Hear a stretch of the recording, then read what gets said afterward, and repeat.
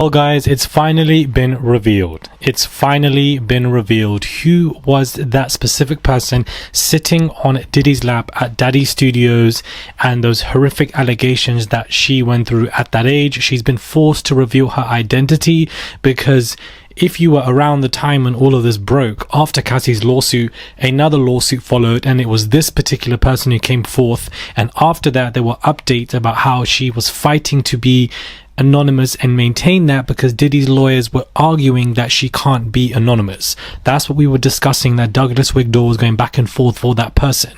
It looked like the judge obviously granted that she must come forth, otherwise her case is going to be dismissed, and it was dismissed as what we reported yesterday.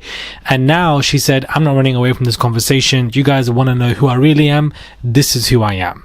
It ain't Tia Marie. For those people who thought it was Tia Marie, she's been owed a huge apology.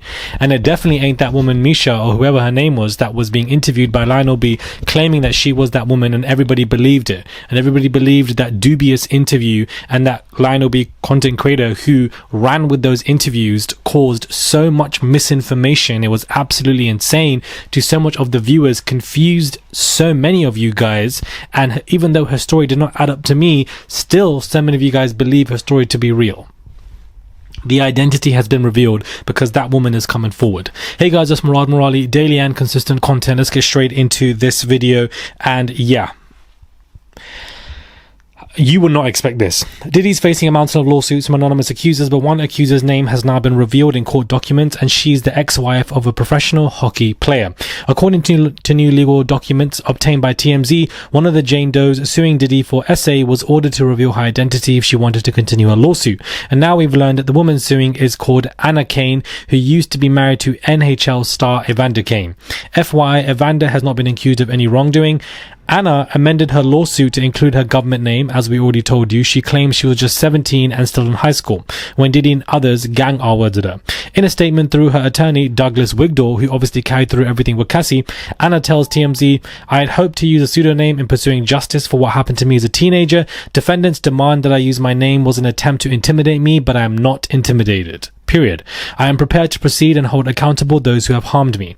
In the lawsuit, Anna claims she met Bad Boy Entertainment president Harvey Pierre way back in 2003 in the Detroit area, where Pierre allegedly called her hot, dropped Diddy's name, and invited her to jump on a private jet to go meet the music mogul.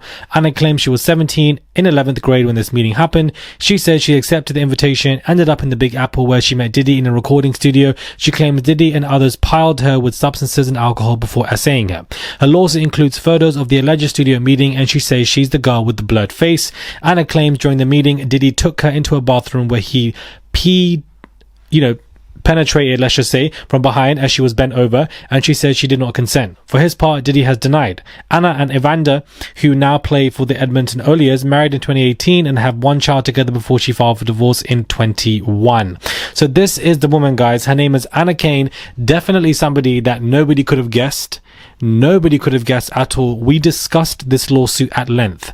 For anybody who is watching this and does not believe still that it's Anna Kane and that she's pretending to be this person, please just log out of the Diddy conversation and don't ever log back in again. I'm so sorry. I'm not here for that foolishness.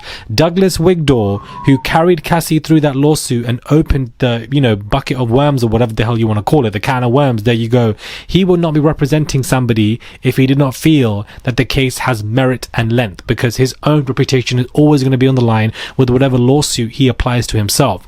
Douglas Wigdor is the one who took Diddy down, basically, alongside Cassie. He is the one who is representing this woman, which we spoke about, and many other content creators, but we spoke about it when that lawsuit dropped in November, early December 2023. We spoke about that. We broke that down. That was already addressed and discussed, and how, her anonymity was being argued basically in that she shouldn't be, she must come forth, and etc. This was the first person. So for that content creator, Lionel B, to come forward and interview somebody who he didn't even know was the woman, but he carried that story through because he didn't care. He wanted the views, the traction, and then had the audacity to say on this fake interview with this fake person, if anybody uses it, I'm going to copyright it. Like, who do you think you are? I'm so sorry. Multiple interviews. You've lost, in my opinion, that man has lost so much credibility in my eye, because I felt like, interviewing people who have stories is always interesting and a great look. But opening the floodgates to anybody, putting them on platforms, making dramatic music and videos and etc.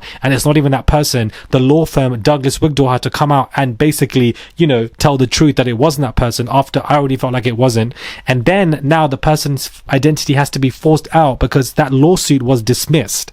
The reason why that lawsuit was dismissed, in my opinion, I believe coincidental, that the YouTuber's interview with that other person, whoever it was, it went so viral that the courts and people must have seen it, because Douglas Wigdall had to come out and speak on it and say it wasn't that person. It's so frustrating. She now is not intimidated. She's not afraid.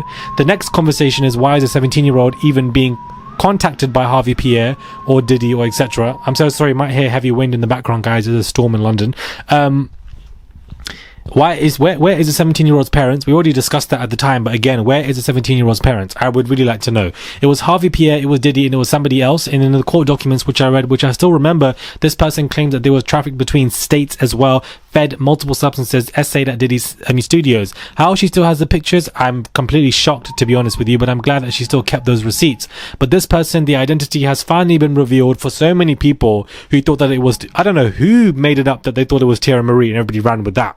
I'm really confused. But let this be a lesson that if we don't know the actual facts of a conversation, of a lawsuit, please don't sit there publicly and state it as fact that you think it's this person.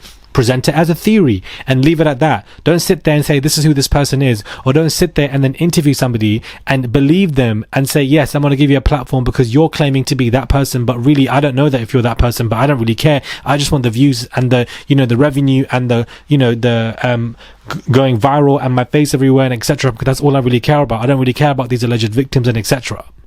Like, it's just so irresponsible. The crux of this conversation are these victims and the alleged victims. That's it. The ones that we know by face, Cassie, Dawn Richards, this particular woman, Anna Kane, are just three of many. Do you understand? And they're going through vicious levels of PTSD. Her identity has now been revealed. And I just wanted to let you guys know, because it was revealed as of 45 minutes ago. She's basically refiled this lawsuit because the judge was like, you can't file this. It's been dismissed. I'm so sorry. Come back again with your face, or don't come back at all. And she said, ain't nobody going to intimidate me. And I feel like now she has more strength to come back with her face, because when she filed this lawsuit, Diddy was not in prison in any way. That was November 2023. She's filed this again because he's also in prison, which perhaps gives her more confidence to be like, yeah, I can come with my face. Let's not keep it on the playground now. Let's really, you know, come with it face to face. And I'm glad that she's doing that. It's put to rest so many rumors. And let it be a lesson to content creators, especially those with platforms who have a responsibility when discussing this conversation. Be careful. Don't platform anybody with a story and say, yeah, you are that person, I'm going to run with it so I can benefit from it, etc. Many people have contacted me to be platformed to discuss XYZ, but their stories seem very fishy to me. And, you know, when I intrude myself on, can you provide XYZ, they suddenly can't. So a lot of people are looking for platforms to, you know, vocalize themselves. That's all they really care about. Use your discernment when it comes to conversations like this, guys. It's really frustrating when people don't. But her identity has been revealed. She's had to come forth. She's been forced to come forward, which is very difficult to do. And, you know, I do believe this woman wholeheartedly myself, and we're going to see where this goes, because this particular story is gaining a lot of PR and traction, and this isn't even a criminal lawsuit. This has got nothing to do with this bail hearing. This has got nothing to do with any of that. This is a civil lawsuit. So this is the biggest civil lawsuit outside of Cassie's that is actually getting a lot of PR, you know, and traction. A shame, because I also do wish that Dawn Richards' case was getting the same level of attention. But, you know, any case that is getting PR for Diddy in a bad way is good news for us, because it pressurizes a superseding indictment, it pressurizes grand jury, and it can affect the criminal perspective to an extent when a civil case has major PR. And that's what we're seeing here right now. Let me know what your thoughts are. Subscribe, comment down below, give this video a thumbs up if you guys want to. Please do send a super thanks. They go a long way. They really do. Click that button and subscribe. Sorry for the noise and the wind in the back of it, you know, really disturbing this conversation, because there is a heavy storm this weekend in London. There really is. But comment down below, and I'll catch you guys soon for another video.